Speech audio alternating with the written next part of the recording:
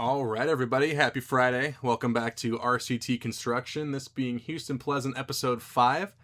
In the last episode, we finished working on kind of the family area, and today we are going to go ahead and move on over to more of a water-themed area. It's going to be similar-ish to Aquatica over at Funland, but with a few modifications in place. And we're going to go ahead and get kicked off with a River Rapids ride. This was going to be manufactured by Intamin. Much like with the log ride, when you work with a manufacturer, they tend to offer discounts on rides if you buy multiple of them. So by kind of packaging a log ride and a River Rapids, a park would hope to kind of get some sort of a discount on the two of them together, because rather than just one ride, you're getting two. And Intamin is pretty famous for working on ride packages like that. Cedar Point being a big case in point, when they installed, I believe, 3 Intamin coasters pretty much back to back to back. There was a little bit of space between Millennium Force and Wicked Twister, but Wicked Twister and Top Thrill came back to back. These River Rapids rides, I personally kind of can go 50-50 on them. My issue with them, at least the in-game vanilla counterpart, is the trough is very, very narrow. And in reality, you want the trough to be pretty wide because you want to have a little bit of give between where the raft can go and kind of give maybe a little bit of variance between each ride that you might have. This River Rapids is pretty small, not nearly as big. Terra Aqua River at Funland is going to be the biggest one I think I've ever built in game before. If you go to any of the real park scenarios, all the River Rapids rides they built in game are very, very small and don't get a very good excitement rating at all. I think most of them are at low for excitement, low for intensity, and low for nausea. This one I'm hoping to kind of strike a nice balance, maybe a medium excitement rating, probably low intensity and low nausea. But we'll have to wait and see. I did not get the chance to test it in this video, but we'll kind of throw it all together in the final product when the entire park is done. Terraforming with these rides is always going to be huge because they're never going to be on a flat piece of land. They're always going to need some kind of downward slope. That way the water has a place to go. If your River Rapids ride was completely flat, the water would literally consistently not move. There's no place for it to go unless there's a big wave shover kind of pushing it around. Some lazy rivers do have that, like you find at water parks, but with a ride like this that has such a high volume of water, you're definitely going to want it to be on a decline so that water has a place to go. Fun fact about these River Rapids rides is to make the rapids in the trough there, if you've never seen them before, if you've never seen one drained, there's a bunch of logs that are typically mounted at the bottom of the trough, and when the water goes over, it creates that nice little rapids effect. And that's where most of the current, at least the thrill factor from these rides, is going to come from. As far as form factor for this ride, this would probably be one that would feature 6-person rafts. I know in game, I think they all feature 8. But the Intamin models typically featured either 6-person rafts, or I think they also made a 10-person iteration as well. I've been on a 6-person one. Actually, I've been on a few 6-person Intamin River Raft rides. I've only been on one of the 10-person raft rides. It was the one at Six Flags St. Louis. The one at Six Flags St. Louis got me absolutely drenched. The first time I got really lucky, then a friend of mine wanted to ride it again, so I rode it again, and the second time I was not so lucky. Continuing on here, just getting some terraforming done around the station here. I tried to kind of match it to what I have over at Funland and Joyland, because those are also Intamin River Rapids rides, and I wanted to have some sort of consistent form factor between them. However, whereas Whitewater Rapids at Joyland and Terra Aqua River at Funland are kind of more, just river themed. I guess this one's river themed too, but I wanted to give it a different feel and kind of go for more of a chilly, quote unquote, route, because the season is starting to switch from fall into winter officially. And I just had the idea here. I also played the Pac-Man World 2 Repack Edition, which one of my favorite levels in that game if you've never played it. I haven't finished the remake yet, but playing the original as a kid, one of my favorite levels in that game was called Ice River Run. So I just ripped the name for this ride straight from that game, and this one ends up being called Ice River Run as well. Initially, I kind of had the idea to make the station a cold storage facility, and the reason I call it that, another video game reference, there is a Halo 3 map called Cold Storage, and that's kind of the idea where I got that, but the cold storage theme doesn't end up staying. I end up just kind of retheming it to like a base camp that you'd find on like a mountain climb or something like that as you go further up.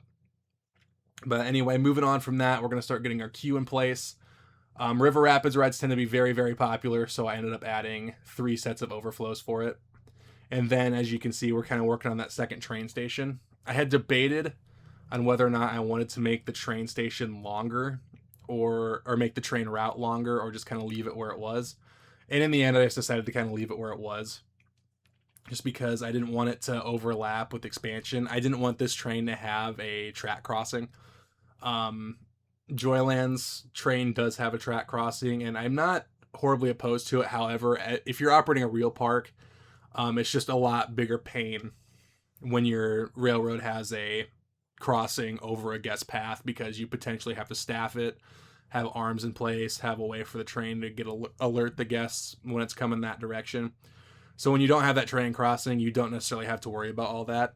Obviously, you want your train to still be able to whistle, but moving on from that, no railroad crossings for guest paths here. Moving back over to Ice River Run, we got our reservoir put in place now. We built a little bit of a hut where the waterfalls are.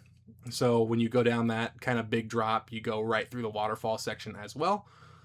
And then we have, I already mentioned the reservoir. I kind of built a little dig where you could potentially load boats into the water, and we'll get the maintenance shop added in the future here. But just continuing with some terraforming. Houston Pleasant is going to be a pretty flat park compared to both Joyland or Funland, because those parks both feature pretty steep differences in incline from one another.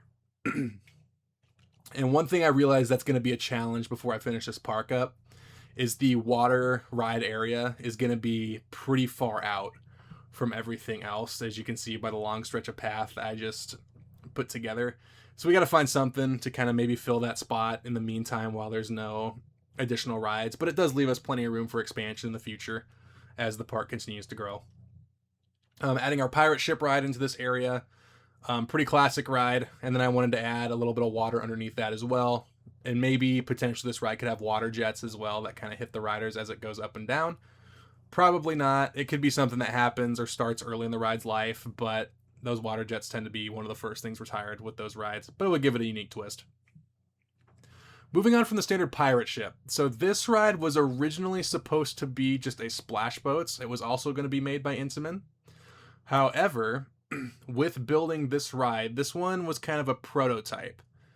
And that's going to be both for, in-game purpose for myself and for these parks. I have an idea for a future ride at another one of our parks that's going to use the water coaster track style. And then this could potentially be Fun Corporation working with Premier Rides. We're going to go with Premier Rides because they did build a water coaster at one time. Silver Dollar City had one. It did not do very well, but they did have one for a brief period of time. It got transformed into powder keg. But this is potentially a prototype that the Fun Corporation could have worked with Premier Rides on to kind of set something up in the future and kind of be a proof of concept. One of the more famous proof of concepts I can think of would be Cedar Fair building Accelerator at Knott's Berry Farm. And then that was a proof of concept for Top Thrill Dragster at Cedar Point. May that ride, I guess you can't really say rest in pieces because it's still there, but it's been modified heavily from its original form factor, which is ironic considering Accelerator is still running. But we're going to get our transfer track added in here. It's going to be a very, very simple ride. We're going to dispatch from the station, go through the transfer area, up a lift hill into a double down drop into the final water splash. And creatively, I named this ride Double Drop Falls. I think it fits pretty well because that's what the ride is. But probably could have been a little more creative with it, but I'm pretty fine with the name the ride ended up getting.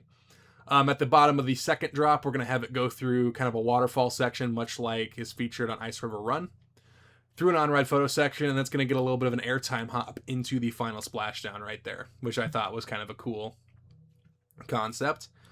And then we're going to go ahead and get our transfer track all looking nice, our maintenance shed all put together, and then we're going to add in our catwalks for the ride.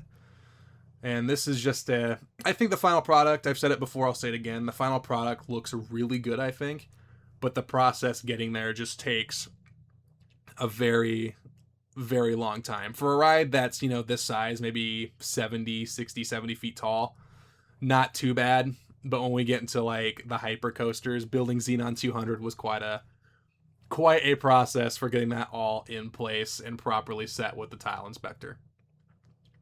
But now we're going to go ahead and get working on the station. Just use some chain link fence to kind of rope off the restricted areas in the station. Maybe rope off the employee areas. The building originally is going to be pretty darn square.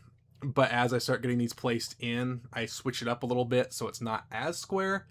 But it's still a pretty square and plain building. But for a ride like this, I think that's fine. It's kind of hidden towards the back of the park. Upon opening, this is going to be the edge of the park, so there's not much that you're not going to be able to see much from the outsides of this ride. So I think the station works fine. The only place you're really going to see how square the building is from either on ride or in the queue. But we're going to get this path built up over here. I used inspiration from Orca Expedition at Funland. I do have the build on that uploaded. That was one of our 70s editions, and when I was still doing individual episodes per year. So I do have the build uploaded for Orca Expedition, and I took a lot of inspiration for the entrance sign from that ride. In fact, it's pretty much a carbon copy of the entrance sign for that ride. Gonna get set up with a set of 6 overflow queues yet again. The water coaster in-game features 6 seats, which I believe also was inspired by the Premier Rides edition. Jay Natty Boy has a really good video on where the inspirations for the in-game coasters come from. I think this one was leaned pretty heavily towards Premier Rides, but also featured some just personal inspiration from Chris Sawyer to make it look and fit in the game. But the building gets complete. We get our overflows all set, and Double Drop Falls is pretty much complete. I kind of bounce back and forth by getting the QTV set in for these rides. I do eventually go back and get the QTV set in for Ice River Run, so don't worry. And then this area right here, I am going to get set up as a food stand. I want each individual area, and Houston Pleasant has 4 themed areas, or is going to have 4 themed areas. This is the 3rd one we're working on. I don't count the main entrance or the Main Street area as their own theme sections. But we have downtown, we have that kind of family area that doesn't really have a name. We have the aquatic area here, and then we're going to move on over into the next section in the next episode. I don't want to spoil it yet, but it is something that's been very, very recent in the other 2 parks. Hint, hint, wink, wink. But we're getting our food stand set up here. I put a seafood stand in there. Soda, because that's pretty popular, very generic. You tend to see that everywhere when you go around an amusement park because it's the bare basic. It's pretty much a staple anywhere you go. And then I put an iced tea stand in there as well, just to kind of switch it up. And then I also put a cotton candy stand in there. And the reason I did that is I think it'd be kind of a cool tie-in with the area to maybe name it Seafoam or something like that. And give it not a fish flavor because that's gross, but some people might like that. But give it still that kind of sweet, plain cotton candy flavor, but just maybe have it colored to look like ocean water and name it Seafoam. I thought that might be kind of fun. Moving on, we got the building complete. Another very square building, but I think it looks okay. I end up naming that Sam's Seafood, I believe. I have another buddy of mine that worked at a place and had a photo taken of him working in the fish section, and it really kind of made me laugh, so that was my inspiration for that. Getting the rest of the stuff all set in place here. We got our seating area, and then I do a little bit of terraforming in the area that will eventually be used for our 4th and final themed area. Moving back over to Ice River Run here, we're going to get our maintenance shop all set up. We have that trench dugout that I mentioned before, where you could get the boats in and out of the water fairly easily. And then we're going to get our maintenance shed put together not too far from that. Just far enough that when I put the foliage in place, it might be difficult to see it from the ride. And hopefully it's not horribly easy to see for guests from the path. I don't typically like to have my maintenance shops be easily visible. At Funland and Joyland, I have a couple that are very easily visible. But building this park from scratch with no additions, I want to try to hide the original maintenance sheds as best as possible. I say, looking at Double Drop Falls there with the maintenance shop literally right there next to the transfer track in the queue. But either way, We get our maintenance shop all built for Ice River Run. And then I've said it before, I'll say it again, foliage is a very, very good way to kind of make the area just look a little more crowded and hide some stuff from view of guests. With it being a brand new park, I don't want it to be too crowded and leave room for expansion, but at the same time, we want to make sure it does get covered. But this has been RCT Construction of Houston Pleasant's aquatic area. Thank you for tuning in, and I will see you in the next one.